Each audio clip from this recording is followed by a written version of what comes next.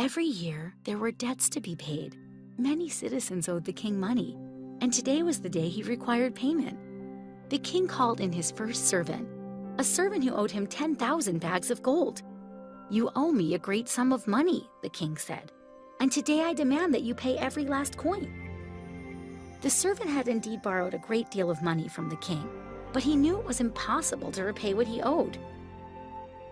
"We barely have what we have to get by," he said fearfully as he glanced back at his family. "I have no way to repay you, your majesty." The king was very unhappy. He motioned to his guard, "Since he is unable to pay, I command that he, his wife, and his children be sold off as slaves, and sell all of his possessions too."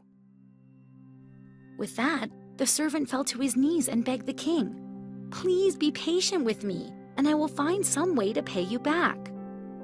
This act of extreme desperation and humility moved the king to compassion. His expression quickly turned from anger to mercy as he declared, "I forgive you every last coin you owe me." The king promptly canceled the servant's debt and commanded that the entire family be set free.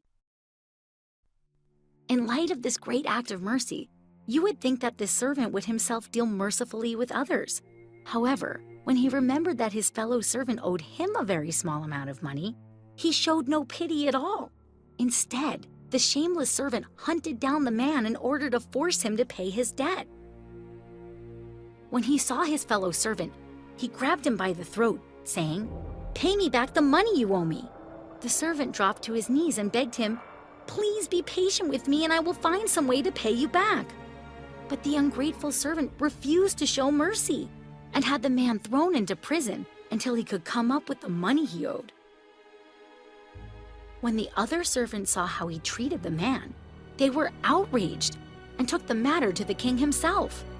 The king called for the servant. "You wicked servant," he said.